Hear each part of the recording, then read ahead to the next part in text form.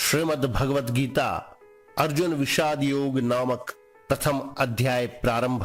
धृतराष्ट्र बोले, हे संजय, धर्म भूमि कुरुक्षेत्र में एकत्रित युद्ध की इच्छा वाले मेरे और पांडु के पुत्रों ने क्या किया? संजय बोले, उस समय राजा दुर्योधन ने व्यूह रचना युक्त पांडवों की सेना को देखकर और द्रोणाचार्य के पास जाकर यह वचन कहा, हे आचार्य, आपके बुद्धिमान शिष्य द्रुपद पुत्र धृष्टद्युम्न द्वारा व्यूहाकार खड़ी की हुई पांडु पुत्रों की इस बड़ी भारी सेना को देखिए।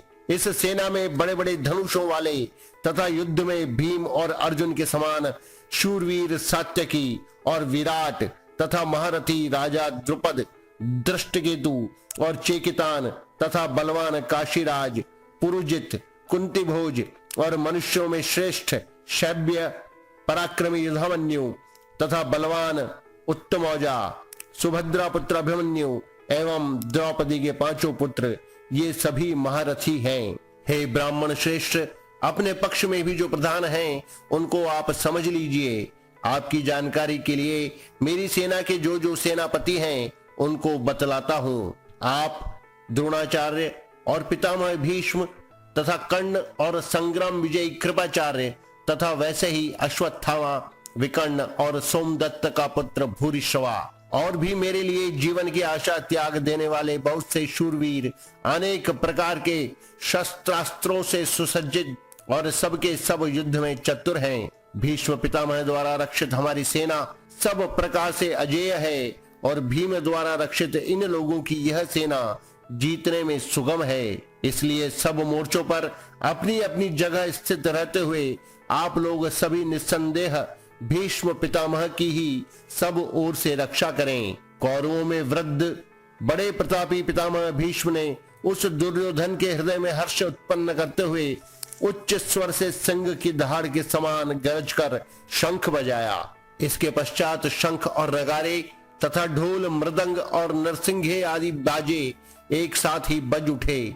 उनका वह शब्द बड़ा भयंकर हुआ। इसके अनंतर सफेद घोड़ों से युक्त उत्तम रथ में बैठे हुए श्री कृष्ण महाराज और अर्जुन ने भी अलौकिक शंख बजाए। श्री कृष्ण महाराज ने पांचजन्य नामक, अर्जुन ने देवदत्त नामक और भयानक कर्म वाले भीमसेन ने पौंड्र नामक महाशंख बजाया।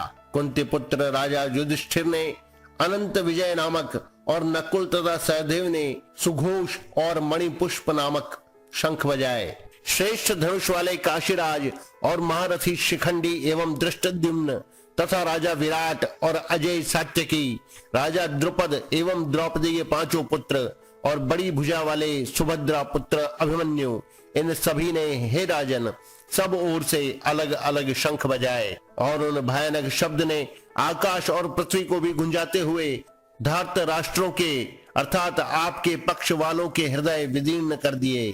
हे राजन, इसके बाद कपित ध्वज अर्जुन ने मोर्चा बांधकर डटे हुए धृतराष्ट्र संबंधियों को देखकर उस शस्त्र चलने की तैयारी के समय धनुष उठाकर ऋषिकेश श्री कृष्ण महाराज से यह वचन कहा, हे अच्युत, मेरे रथ को दोनों सेनाओं के बीच में खड़ा कीजिए और जब तक कि मैं युद्ध क्षेत्र में डटे हुए युद्ध के अभिलाषी इन विपक्षी योद्धाओं को भली प्रकार देख लूं कि इस युद्ध रूप व्यापार में मुझे किन किन के साथ युद्ध करना योग्य है, तब तक उसे खड़ा रखिए। दुर्बुद्धि दुर्योधन का युद्ध में हित चाहने वाले जो जो ये राजा लोग इस सेना में आए हैं, इन युद्ध करने वालों को मैं देखूंगा। संजय बोले, हे धृतराष्ट्र, अर्जुन द्वारा इस प्रकार कहे हुए महाराज श्री कृष्णचंद्र ने दोनों सेनाओं के बीच में भीष्म और द्रोणाचार्य के सामने तथा संपूर्ण राजाओं के सामने उत्तम रथ को खड़ा करके इस प्रकार कहा कि हे पार्थ, युद्ध के लिए जुटे हुए इन कौरवों को देख। इसके बाद प्रथापुत्र अर्जुन ने उन दोनों ही सेनाओं में स्थित ताऊ चाचों को, दादों परदादों को, गुरुओं को, मामाओं को, भाइयों को, पुत्रों को, पौत्रों को तथा मित्रों को, ससुरों को और सुहृदों को भी देखा। उन उपस्थित संपूर्ण बंधुओं को देखकर वे कुंती पुत्र अर्जुन अत्यंत करुणा से युक्त होकर शोक करते हुए यह वचन बोले। अर्जुन बोले, हे कृष्ण, युद्ध क्षेत्र में डटे हुए युद्ध के अभिलाषी इन स्वजन समुदाय को देखकर मेरे अंग शिथिल हुए जा रहे हैं और मुख सूखा जा रहा है तथा मेरे शरीर में कंप एवं रोमांच हो रहा है। हाथ से गांडीव धनुष गिर रहा है और त्वचा भी बहुत जल रही है तथा मेरा मन भ्रमित सा हो रहा है, इसलिए मैं खड़ा रहने को भी समर्थ नहीं हूँ। हे केशव, मैं लक्षणों को भी विपरीत ही देख रहा हूँ तथा युद्ध में स्वजन समुदाय को मारकर कल्याण भी नहीं देखता। हे कृष्ण, मैं न तो विजय चाहता हूँ और न राज्य तथा सुखों को ही। हे गोविंद, हमें ऐसे राज्य से क्या प्रयोजन है अथवा ऐसे भोगों से और जीवन से भी क्या लाभ है। हमें जिनके लिए राज्य भोग और सुखादि अभीष्ट हैं, वे ही ये सब धन और जीवन की आशा को त्याग कर युद्ध में खड़े हैं।